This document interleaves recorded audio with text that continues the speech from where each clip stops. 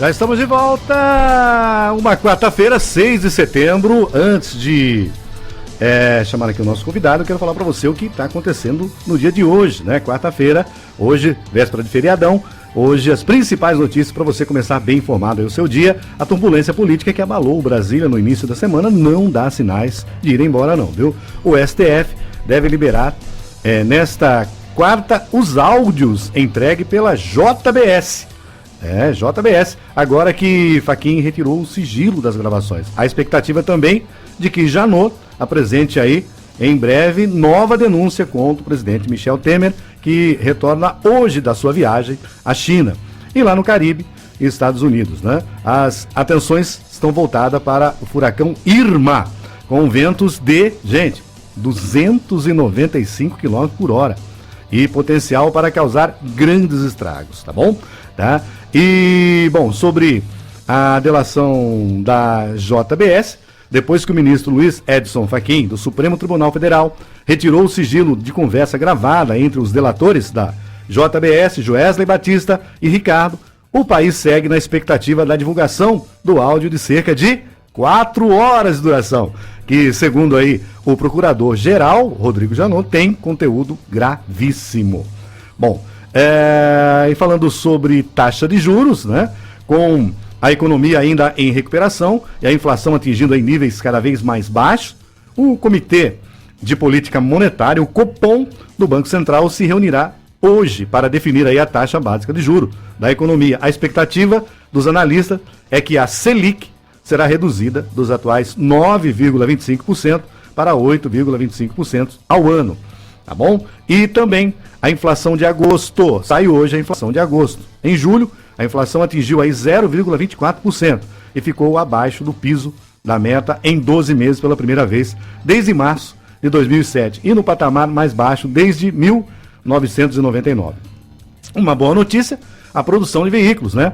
A Anfávia divulga hoje a produção de veículos em agosto. Em julho, a fabricação de veículos no Brasil subiu 17,9%. Entre janeiro e julho, o avanço foi de 22,4%, com um total aí de 1,4 milhão de carros comerciais, leve, picapes, furgões, caminhões e ônibus. E ainda falando do furacão Irma, tá todo mundo de olho, né, prestando atenção, o furacão Irma deve atingir Ilhas Virgens e Porto Rico entre o final desta tarde e o início desta noite. Depois, a tormenta segue para o sul da Flórida. Irma é um furacão de categoria 5 e é o mais forte já registrado na bacia do Atlântico. Bom, são as principais notícias e eu estou recebendo mais um dia, né, mais uma vez, mais uma quarta-feira. Estou aqui com meu grande amigo, doutor Zero. Muito bom dia, doutor. Bom dia, Milton. Prazer enorme estar aqui de volta com você. Véspera de feriado, né? Sempre, né? Sempre feriado. Sempre feriado. Então, como é que foi a semana do senhor? Tudo bem? Tudo bem. Eu estava escutando você comentar as notícias. Obviamente que essa reunião do Copom é fundamental, né? Que é tentar baixar mais os juros aí para ver se a economia realmente deslancha, né? É uma dos variáveis. Mas eu te comentar o seguinte, eu a semana passada, vi você falando do furacão Irma, né? Isso. E o Estadão mandou para o Haiti um grupo de jornalistas e tal, para acompanhar a retirada dos brasileiros do Haiti, né? O Brasil está saindo lá do Haiti, né? E montou um grupo nesse WhatsApp da vida, aí, uma coisa desse tipo aí, e convidou algumas pessoas para participarem, para ficar lá em contato com o pessoal lá no Haiti. Aí eu pus lá meu nome e tal, e entrei no grupo dos jornalistas que estavam no Haiti na semana passada. E uma coisa que me chamou a atenção, né? Lógico que a pobreza, a miséria que tem no Haiti é uma coisa chocante, mas a repórter do Estadão, ela foi visitar uma feira, e nessa feira eles vendiam bolachas, né? Era uma bolacha tipo de um porta-copo, tamanho de um porta-copo, né? Sabe aquele que você põe no copo e tal? E a bolacha, ela tinha pilhas assim na feira, e você ela coloca pimenta, coloca sal, coloca um tempero e o barro. Então faz aquilo com barro. E ela mandou aquilo e tal, e eu achei estranho. Falei, mas será que o pessoal come isso aqui, né? E tal. E mandei lá uma mensagem pro Estadão. Falei, escuta, eu vi o negócio da bolacha, a menina, né? Mandei pra menina no Haiti, na verdade. O pessoal... E aí eles responderam, e depois saiu uma matéria, né? O pessoal come aquela bolacha, né? Então, 80% daquela bolacha é barro, né? E aí e tem toda uma receita, é bom para senhoras grávidas, é bom não sei para quem, bom para dor de estômago, bom para dor de cabeça. Na verdade, mata a fome do haitiano, né? Com aquele barro salgado, com tempero. E aí ela pergunta para das pessoas, fala assim, pô, mas uma criança comer essa bolacha de barro não vai fazer mal para ela, né? E o haitiano responde, não senhora, porque ela come coisa muito pior se você deixar, né, na rua, pega no lixo. Quer dizer, e eles estavam muito preocupados com esse furacão que você citou aí, que era o furacão Irma, né? E eventualmente se fosse devastar ali a região deles, né? Então é incrível como a gente às vezes não enxerga muito o vizinho aqui, né? Como é que a gente está sempre reclamando da nossa situação, né? Mas você imagina uma feira. Eles mostraram, essa menina mandou para mim um vídeo, não para mim, mas para todo mundo que estava no grupo, um supermercado maravilhoso, né? Bonito, assim, primeiro mundo, né? E depois embaixo ela escreve assim, o supermercado não é frequentado pelos haitianos porque eles não têm posses, né? Só por estrangeiros e tal. E o haitiano só faz as compras na rua, né? Ou seja, naquelas barracas, aqueles ambulantes, aquelas coisas ali, né? Então é triste saber que, né, o mundo ainda está nesse atraso, nessa... Né? E agora a gente vê 5 km por hora, é muita coisa, né? Nossa, é muito vento, muito vento. Aqui na região, quando venta 120 quilômetros e tal, faz um estrago. Já faz um estrago, derruba casa, derruba... Aqui de vez em quando tem, né, um corredor aqui na RMC, né? Tá, não comparando, mas o furacão em Brasília, que o senhor viu aí a matéria, vai ter coisa? 4 horas de gravação, doutor? Pois é, Brasília, eu acho que, como é que frase, só o bom humor salva, eu acho, hoje em dia, né? Não adianta você ficar discutindo coisas, eu acho que a gente tem que levantar cedo ontem eu visitei lá o seu Braulino, né? Você comentou seu Braulino, aí, um abraço que ele pediu uma música, ele ali aliás, ele tem uma bicicletaria ali na Presidente Prudente de Moraes, 84, ele é conhecidíssimo, ele está há quase 30 anos ali, em frente à garagem Ouro Verde, com a secretaria dele.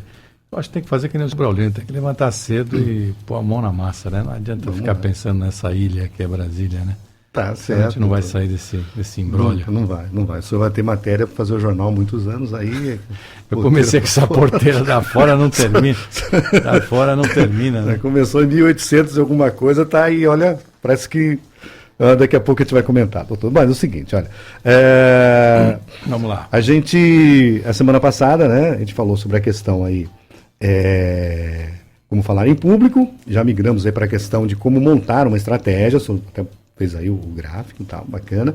E tem mais alguma coisa que eu queria colocar naquela conversa da gente semana passada? Não, acho que não. Na verdade, o que aconteceu com a gente quando a gente começou a falar sobre como falar em público, né, é que a gente acabou falando isso em 2, 3 programas, se eu não me engano, né? Se eu tivesse que fazer um resumo do que nós falamos, eu diria para você que, em pontos assim, né, a pessoa deve ser natural quando ela fala, né? Prestar atenção na voz dela, né? Se ela quiser falar com uma voz um pouco mais grave, usar a parte superior assim do tórax, do pulmão, não gesticular muito durante uma apresentação, né? Tomar muito cuidado com o microfone, a distância que você vai colocar no microfone, porque se você pega aquela sua respiração, né, tal, não sei o que, aquilo acaba tirando o foco do ouvinte, né, o espectador acaba buscando fazendo alguma outra coisa, mexendo no celular e tal. Falando também para você não comer palavras, né, quando você está falando, né? Então, para você falar, tá bom, né? Não está Entendi. bom, né? Então, vamos dizer, não é uma linguagem coloquial, não é uma linguagem que você faz no botequim, assistindo o Jogo do Brasil, né? Então, você tem que, o máximo que você puder, colocar as palavras no plural, não comer as palavras, né? Falamos sobre também não fazer perguntas que gerem muita controvérsia, né? Ou seja, você não vai perguntar, vamos supor, o que você acha de Brasília? Você acha que está descorreto lá? Então, uma plateia de 30 pessoas, você não vai chegar num acordo, né? E começar sempre com uma boa frase, citando um autor conhecido, que é uma frase que tenha algum link, algum vínculo com aquilo que você vai falar. Entendi. E quando falar, se você falar por exemplo, cada frase que você falar olhando para uma pessoa e começar e terminar aquela frase com uma pessoa. Basicamente, acho que nós falamos isso, que eu me recordo. E se você puder, por exemplo, fazer uma apresentação que tenha que você faça uma conexão, por exemplo, com um trem que sai de uma estação e vai até a última estação, e cada estação você vai colocando o seu tópico e tal, ou um barco, ou uma nave. Entendi. É interessante, porque aí a pessoa sabe mais ou menos quando ela está, onde é que você está, que hora que você pretende terminar, né? Senão você não sabe quantas transparências você vai falar, quanto que você vai... O roteiro é fundamental, então. O roteiro é fundamental. E ensaiar é fundamental. Outro dia eu estava lendo o livro do Steve Jobs. Ele falava 5, 10 minutos para lançar um iPhone da vida, né? Mas ele treinava 24 horas, né? Falava aquilo, dormia falando aquilo, né? Então o roteiro e o que você vai falar e medir as suas palavras é fundamental. Porque você é o transmissor, né? Mas o receptor tem uma camada entre você e ele, né? Mesmo o som, né? Quando você fala, você escuta o seu som a 20 centímetros, né? Do seu ouvido. Ele escuta ali, esse momento a censura é você mesmo, né? Porque se você falou alguma coisa, não caiu legal no teu ouvido, aquilo amplificado vai dar um trabalho, né? Vai dar para acertar. Porque depois, eu faço assim, uma dica que eu uso, né? Essa dica. E também eu faço locução de comércio. O comércio ele é mais agressivo, aquela coisa toda. Mas então eu procuro o seguinte, às vezes eu estou fazendo lojas grandes e o meu retorno, eu até coloco uma caixinha de retorno para me ouvir. Mas eu tento ouvir o que está saindo lá na rua, né? Porque aí a gente vai adquirindo uma técnica, aquela coisa, a gente vai... Então é interessante, que eu falei, a palavra não tem volta. Se você não prestar atenção antes, né, do que a preparação... tá certo que tem coisas que é improviso. Você está ali fazendo uma palestra ali, tem coisas que o senhor vai ter que buscar num repertório rapidão, né, do senhor ali para poder falar, mas acho muito interessante. Bom, vamos lá. Vamos lá então. Tivemos uma pergunta. Pois não. Uma pergunta aqui do senhor Valdecir. Valdecir, a semana passada, ele perguntou, o senhor estava acabando o programa tal, e acabei não respondendo, né? Acabou, mas com certeza que hoje... temos aí? Bom, Valdecir do Constec, ele pergunta o seguinte, se a Voz do Brasil não teria... uma voz mais transparente para os ouvintes, para que os ouvintes não comprem gato por lebre. Tá? Bom, a Voz do Brasil, ela tem uma... Vai várias pessoas pedindo para que ela mude, que ela fique mais flexível no horário, porque às vezes aquele horário que ela chega tarde ali, se está acontecendo alguma coisa e você tem que estar ouvindo a Voz do Brasil, então o rádio é aquele momento ali. Mas eu acho que... eu estava comentando em off com o senhor aí, a Rádio do Brasil está bem dinâmica agora, viu? Está muito legal, a gente ouve a Rádio do Brasil, mas o que o senhor falaria para o nosso ouvinte, para o Valdecir, lá do Consteca? Consteca. Bom, transparência, né? Vamos dizer, se ela deveria ser mais transparente. Bom, eu diria o seguinte, que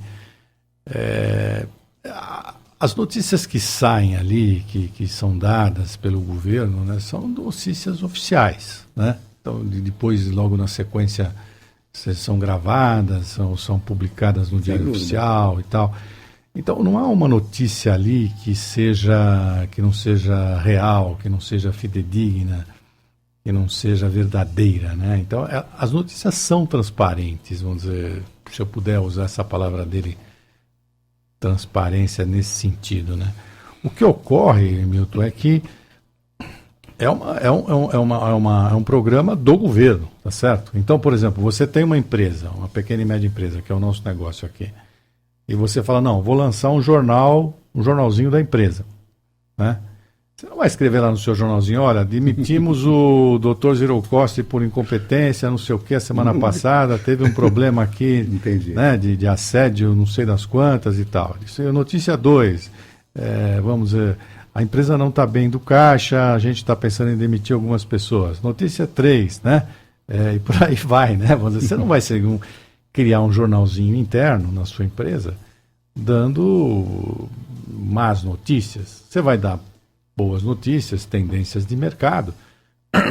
Desculpa, mas isso não quer dizer que as notícias que você for escrever ali não são verdadeiras, né? Agora, voltando um pouco, só aproveitando aí a pergunta, né? O que é a Voz do Brasil? A Voz do Brasil, se você voltar no período entre guerras, da Primeira Guerra e a Segunda Guerra Mundial, o que acontecia naquela época?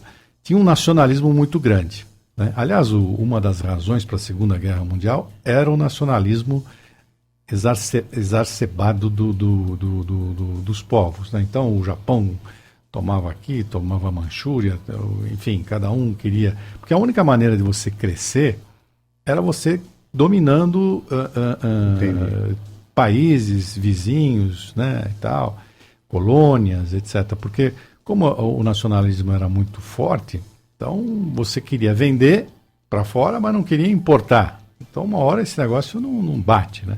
Então você vai desembocar lá na frente na Segunda Guerra Mundial. Então em 1935 você tem ali não só o Getúlio Vargas aqui era nacionalista, como você pega os governantes mundo afora, todos eles eram praticamente.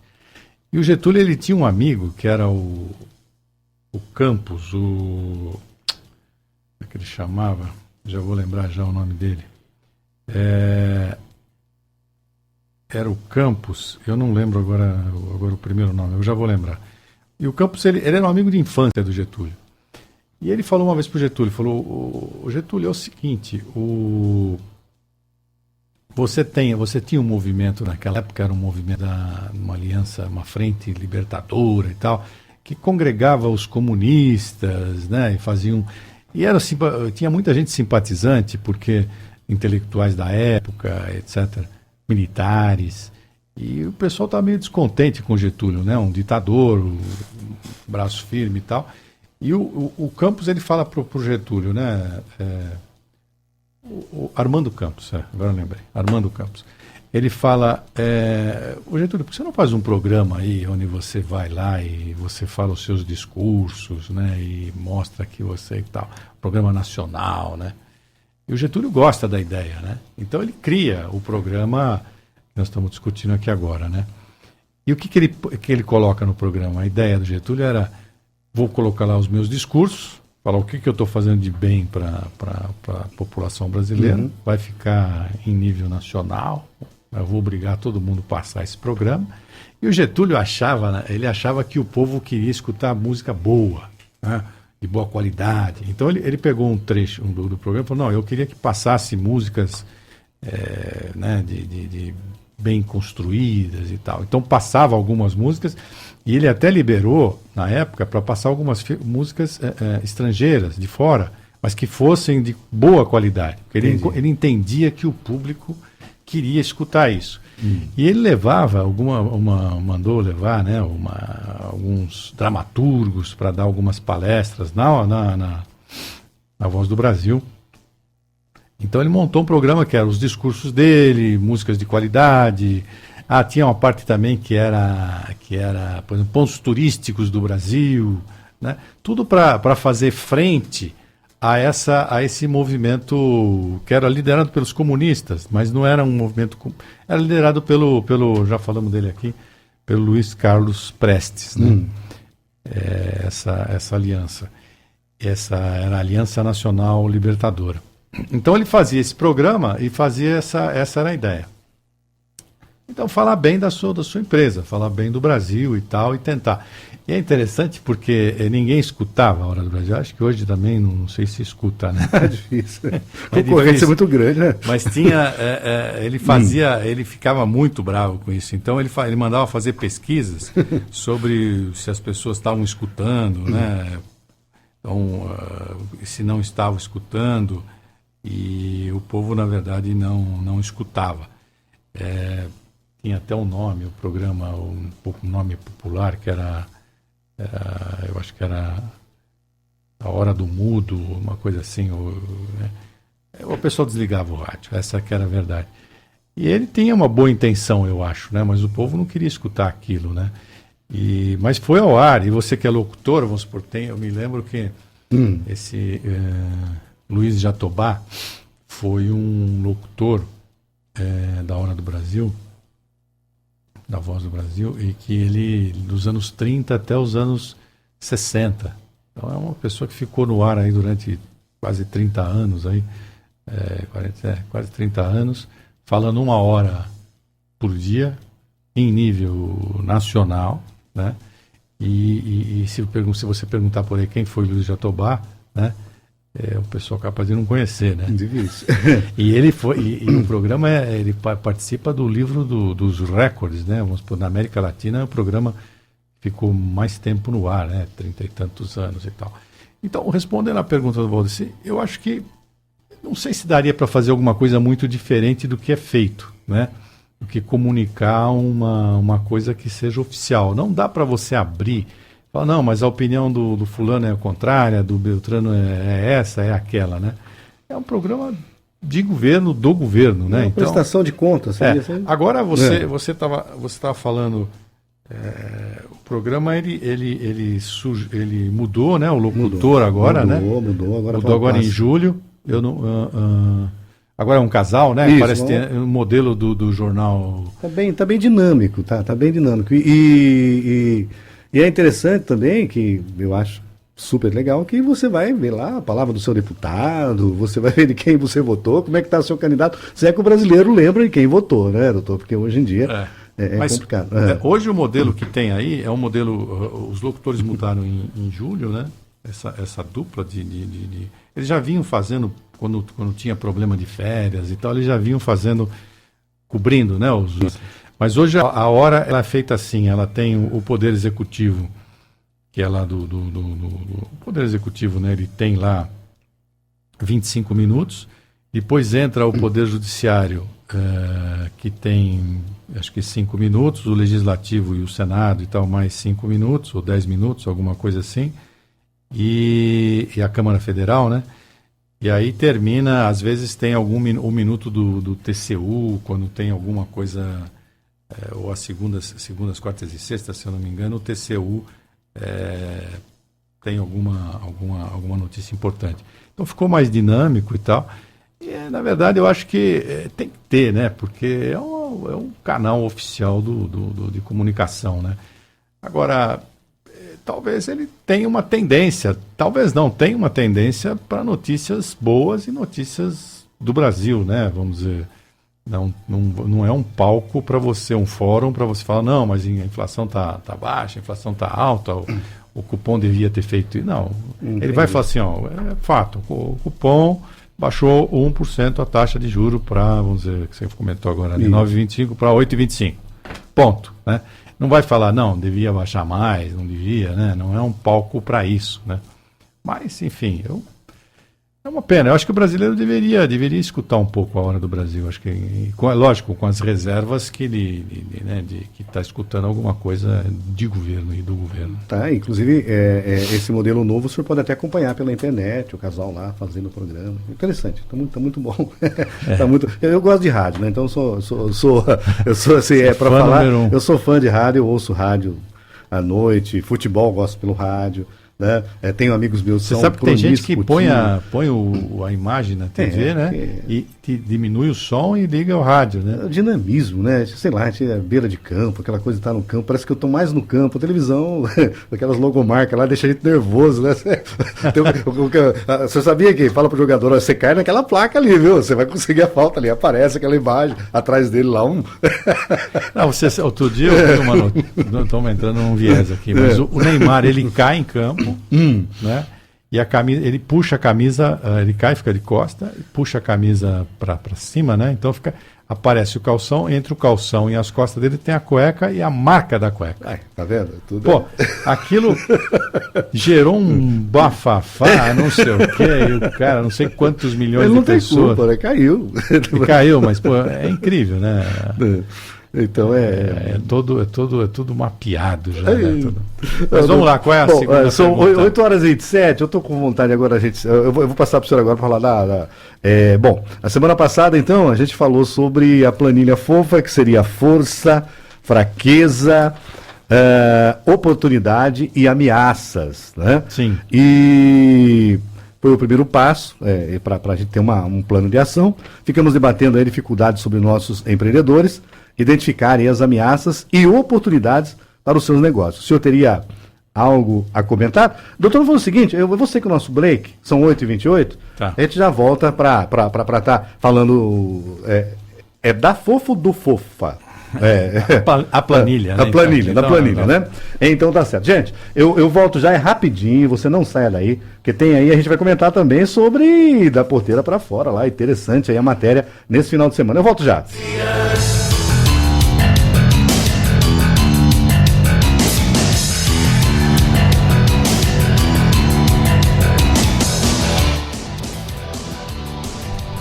São 8h30, já estamos de volta com o doutor Zero Cost. Bom dia mais uma vez, doutor, seja bem-vindo. Você que está ligando no rádio agora, olha, um bate-papo muito legal. E hoje vamos comentar dessa planilha, uma planilha fofa. A gente comentou a semana passada e eu pergunto para o doutor se teria algo mais a comentar sobre essa planilha, doutor. Então, a gente falou sobre a planilha, que é uma planilha usada desde dos anos 60, né, pelas pequenas e médias empresas, onde você identifica lá em 4 quadrantes quais são as suas forças, suas fraquezas, suas oportunidades e suas ameaças, né? O que ocorre é que a pergunta aí era sobre a parte de oportunidades e ameaças, e algumas empresas elas não têm isso muito claro, como é que elas vão mapear essas oportunidades e essas ameaças, né? Então foi criada na mesma década ali de 60 em Harvard uma outra planilha que o pessoal chama de PEST, né? Que é a PEST com T mudo, né? P-E Paulo Ernesto Sapo Tatu, né? PEST. O P é de political, né? O política, o E de economia, né? O S é de sociocultural e o T é de tecnologia. Então, o pessoal de Harvard criou essa segunda planilha com o objetivo de facilitar você identificar o que está te prejudicando em termos de o que você tem de ameaças e oportunidades, né? Então, você coloca essa segunda planilha e, por exemplo, você vai pegar lá, vamos dizer assim, o item tecnologia. Então, por exemplo, dentro do meu negócio, o que é uma oportunidade e o que pode ser uma ameaça dentro de tecnologia. Então, vamos dizer, sei lá, indústria 4.0, né? O berço é ali na Alemanha. Isso vai ser uma ameaça para mim ou vai ser uma oportunidade, né? Então, a PEST, ela é uma planilha, vamos dizer assim, complementar à FOFA ou à SWOT, né? FOFA e SWOT é a mesma coisa, né? Eu vou disponibilizar lá, eu pedi para o Daniel disponibilizar lá no blog e colocar as duas, e talvez até juntar as duas, né? A planilha FOFA com a planilha da PEST. A PEST é mais usada quando a sua empresa tem um pouquinho mais de musculatura, né? Uma empresa de porte médio ou porte grande, né? O pequeno e médio empresário provavelmente nunca ouviu falar muito dessa planilha, mas é comum, tem aí, está há 50 anos no mercado e você não vai gastar nada para preenchê-la, né? Não precisa ter nenhuma outra ferramenta de software, você pode fazer isso numa folha de papel. Bom, tem bastante coisa que eu gostaria de comentar sobre a PEST. Agora eu não sei, você falou que quer fazer algumas perguntas. Como é que a gente podia fazer isso? Comenta sobre a PEST agora ou vamos para as suas perguntas aí? E isso, aí, não, a gente vai para e aí talvez no próximo programa isso. A gente fala um pouco mais, né? Porque a gente já foi... porque aí eu quero comentar sobre a matéria, né, desse final de semana. Eu só estou abrindo aqui a matéria que... bom... Falamos sobre a gripe, falamos sobre a peste, isso, na verdade. Eu gostaria que o senhor falasse aí, a gente voltasse um pouquinho no tempo lá, o senhor colocou de uma forma muito Eu acho interessante a matéria, o senhor coloca fotos, umas fotos até, a gente vê lá no jornal, umas fotos que realmente é uma tragédia, isso, né? Talvez uma das maiores tragédias mundiais, né? A peste agora que nós vamos falar, ela tem um E no final, né? Tem um E no final. Que é a febre, a gripe espanhola, né? Então ela atacou aí o mundo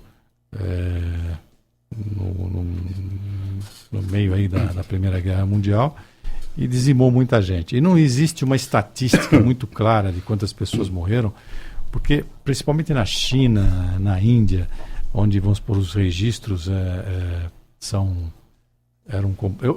ontem eu passei lá na bicicletaria do senhor Braulino. Né? E ele falou, poxa, eu era para ter me aposentado, mas meu pai só me registrou um ano depois, né?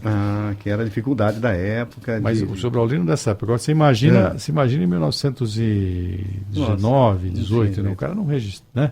O cara nem registrava, né? Então o chinês vivia lá, né?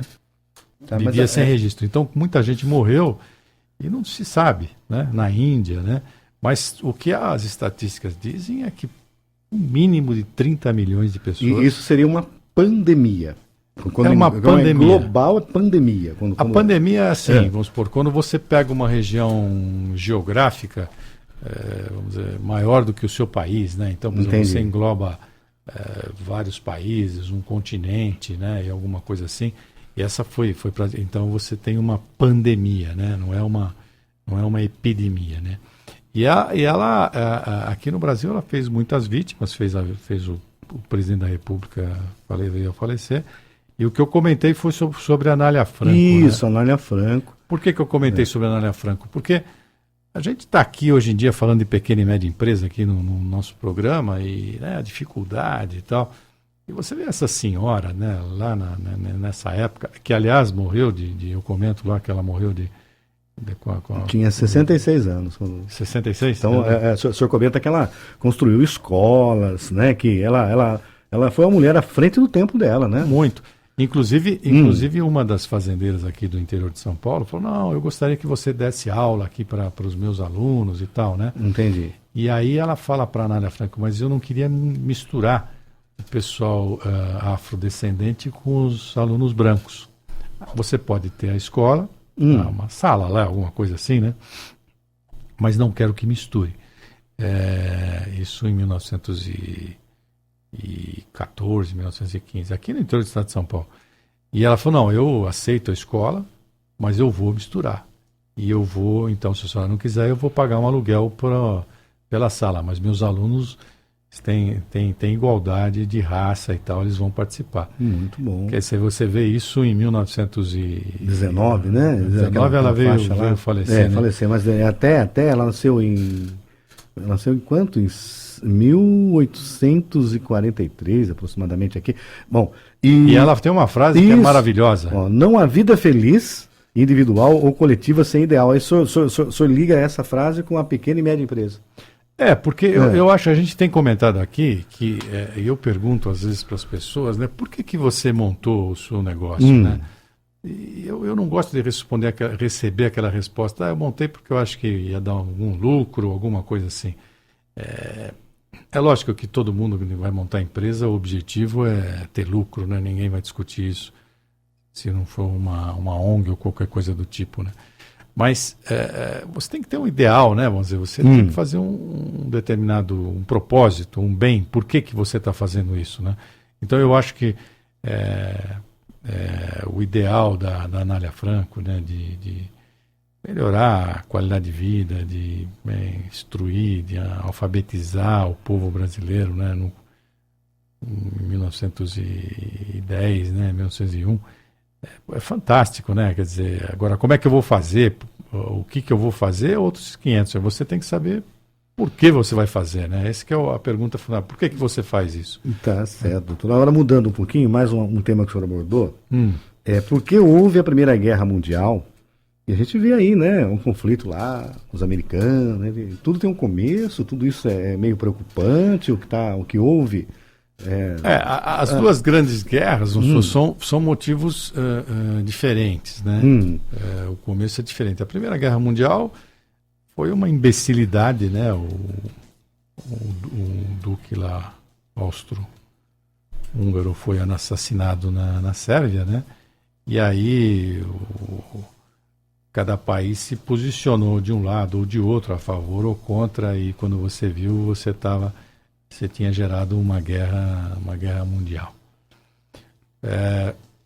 Eu acho que hoje não temos mais espaço para esse tipo de motivo, né? Uhum. A Segunda Guerra, né, foi muito diferente, porque depois que terminou a Primeira Guerra Mundial, você tem um nacionalismo que nós comentamos agora, né? Exacerbado, que vai... Nós começamos do Getúlio de ser nacionalista, então todo mundo virou nacionalista, radical, né, e tal. E o mundo, na verdade, é um entrelaçar de países, né, de comércio, de culturas e tal. E todo mundo foi se fechando, não tinha como crescer. A única maneira de crescer seria dominando países, né, que estavam ao seu redor e tal. Então você vê os monarcas aí, por exemplo, no Japão, né, buscando anexar áreas, países, né, a própria Rússia, né, e por aí vai, né. E aí chega num ponto que a coisa explodiu, né. Então aí se você tem o motivo da Segunda Guerra. O motivo de uma Terceira Guerra, eu não sei, né, a coisa tá tão maluca aí, né, você vê a Coreia do Norte lá, com aquele regime dela comunista e com culto à imagem, né? Porque a gente podemos falar um pouco sobre isso, porque é um comunismo onde a imagem do líder ele tem que ser cultuado como um deus, né? E tudo que o líder faz tá correto, e tudo que se faz é para a felicidade do líder, né? Então, não sei, e você tem ali um apoio da China, né, para a Coreia do Norte. Então, o país mais importante comercial da Coreia do Norte são os chineses, que hoje é uma potência, se não é a número 1, a número 2, e vai ser a número 1. Então, é uma zona de tensão bastante grande, né? Tá certo. Bom, doutor, vamos falar de 3 mulheres importantes, tá? O senhor falou da Anália Franco. Falei. Anália Franco Bastos, mais conhecida como Anália Franco. Ela nasceu em Resende, 1º de fevereiro de 1853, né? E faleceu em São Paulo em 1919. Ela foi vítima da gripe, né? Da peste. Mas não esquece da peste planilha também. Isso é importante. Isso é importante. Então ela foi professora, jornalista, poetisa, normalista, né? Fundou aí 70 escolas e mais de 20 asilos para crianças órfãos. Então é uma pessoa que realmente aconteceu. Aí a gente fez assim a gente sempre acaba uma música no nosso final de entrevista, né? E então vamos supor, em 1919 ela estaria com 66 anos, né? 66 anos. Sim. Aí eu quero falar para o senhor também da compositora maestrina carioca, que faleceu com 88 anos, né? A Chiquinha Gonzaga, que nasceu em 47, né? E foi até 1935. Então, quer dizer, as duas pegaram essa época no meio ali. Então, acho que pegaram e são mulheres revolucionárias. Revolucionárias. Então, a Chiquinha Gonzaga também, com o ideal dela, através da música, claro que a gente... Uma mulher muito à frente do tempo. À frente do tempo. E tem uma terceira agora que vai cantar pra gente a Lua Branca, tá? Que é a Maria Bethânia, que hoje está com 71 anos. Então, a Maria Bethânia, que ela vai cantar aqui a Lua Branca, e essa música a gente escolheu para falar essa matéria, para homenagear essas 3 mulheres. Maria Bethânia também, que é fundamental para a nossa música popular brasileira, não só, né, poeta, ela também tem muitas assim, pontos positivos na pessoa, né? Que a pessoa, o sucesso, às vezes você vê alguém faz um sucesso, acabou o cantor. Ela tem história, ela tem Brasil, ela tem... É verdade. Então, se o senhor permitir, eu quero terminar a nossa entrevista e convidando já o pessoal. Essa matéria continua no domingo, né? O senhor tem aqui a porteira para fora. No Tribuna Liberal a gente continua da porteira para fora. Comecei a falar sobre a porteira para fora das empresas, não termina mais isso aí, mas continua assim, vamos continuar. Tá certo. Doutor, mais uma vez, bom feriado para o senhor amanhã. Para você também, Milton, obrigado pelo 7 de setembro convite, aí, né? Dia. Já falamos bastante sobre essa data, né? Tá certo, um abraço pro senhor. Grande abraço. A gente Boa semana para os seus ouvintes. Igualmente para o senhor.